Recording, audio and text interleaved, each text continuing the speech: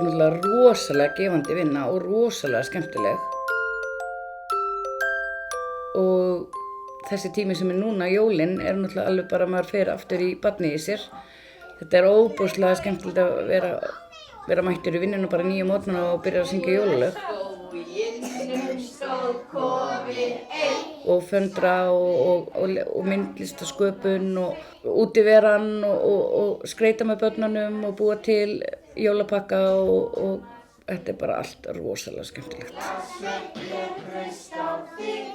Veiðimaður skýtur mig, komdu litla hér að stund, því ég vinur þinn.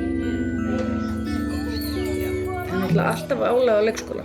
Það þarf ekki nema að einhver sé veikur eða einhver í fríi. Það náttúrulega lendir starfið á okkur. Við geymum ekki klósettverðir barnanna.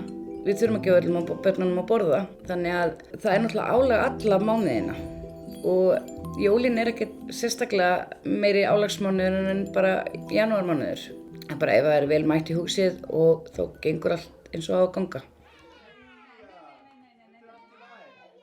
Ég byrjaði að vinna að ég var 17 ára og síðan hef ég svona hægt og farið í aðrar vinnur sem tengjast þessu svo sem. En ég búin að vinna hérna meira og minna frá því ég var 17 ára. Ég 45 ára í dag. Ég fæ útborgað cirka 250 til 270 og ég vinn 7 tíma á dag. Þegar ég er búin að borga leigu þá á ég frá svona 10 til 30.000 eftir. Það vetur og það ský og það kall og það Sonur minn 20 og þegar hann var 17 ára þá fór hann að vinna í Eimskip og hann var komið mun hærri launaseðil heim en ég fekk. Og ég veist ekki hvort ég ætti að gráta eða hlæja. Og ég skammaðist mín hrikalega mikið fyrir launum mín.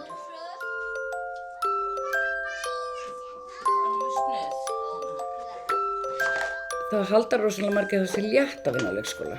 En það það bara langt í frá ekki. Það mjög gaman og gefandi, en það mjög erfitt oft í tíðum. Og ég hef oft spurt sjálfa mig að því eftir erfiða vinnuviku út af hverju ég að vinna hérna. Mjög oft. Og ég verð oft svona pínu pirruð út í sjálfa mig. Af hverju þetta láta bjóða þér þetta álag, þessa vinnu, fyrir þessi lélegu laun. Honum beint í rassvassann. Já. Aftur. Einu svona enn. Já. Ertu móð? Mér sá hérna. Já, sko ekki svo.